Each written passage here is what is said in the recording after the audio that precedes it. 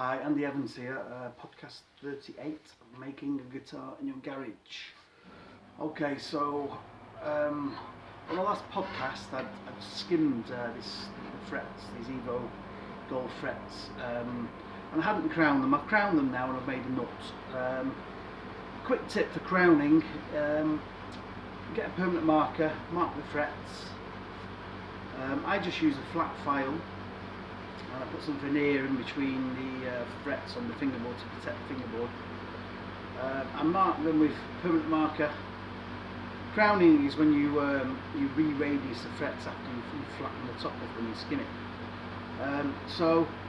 And what you're aiming to do is have a nice thin black line of permanent marker left after you've re-radiused the frets. So what I do, I just do one side like this all the way along, just with a flat file from the side, take a little bit off, and then I turn the guitar around and work back the other way. And you're aiming for a nice thin line of black marker pen here, a nice even thin line and a nice radius, if you understand what I mean. And then you get really nice intonation. If you've got big flat spots on here, the intonation's off, you know. So I've made a nut for it as well. It's a bone nut, quite like bone. It's oily, it's hard, and it's a white one which looks quite nice. I polished it, I wet and dry sanded it with 800 grit and polished it so it looks very shiny. So this is ready to be assembled now, it's all ready. I'm just waiting for a bit of hardware to come from the UK. So I've got an amplifier coming. I haven't got an amplifier. I've not played a guitar for 2 or 3 years, so I need to get an amplifier here so I can actually plug them in when I finish them. So an amplifier is on its way. It's a Fender. I think it's a Fender 15 watt practice amp, a small one.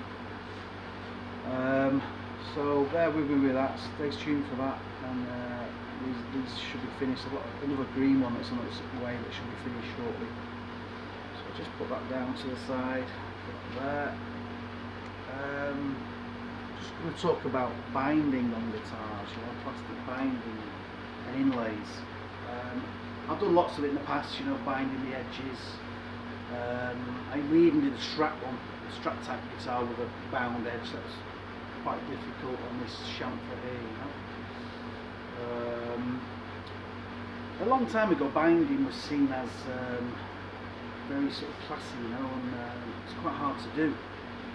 But a lot of companies are doing it now, and some companies even use like a liquid. They route the channel to the shape of the guitar, just right on the edge, and they put a liquid in, you know, and then they CNC machine the guitar, and that's your binding. Gibson still do it the traditional way with glue and wraps around it. I've done that before now, and I'm thinking about doing a bit of that, you know. I've also done the binding where you have white, black, white, if you know what I mean. So that adds a bit of class to a guitar, you know.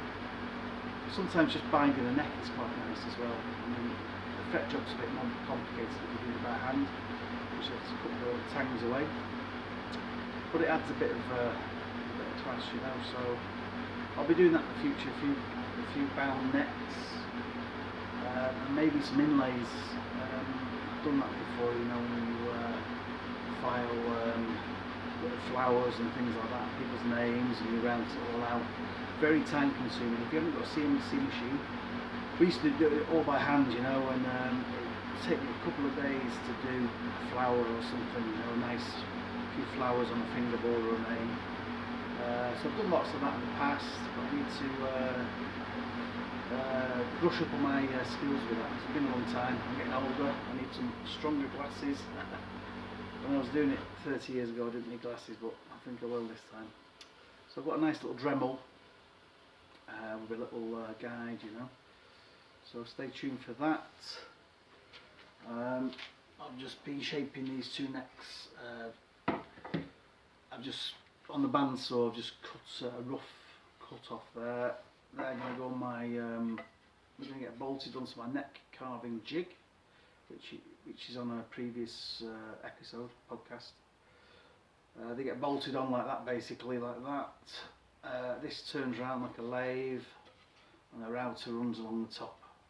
It'll carve 2 necks at once, so that's what I'm doing today, just getting those ready.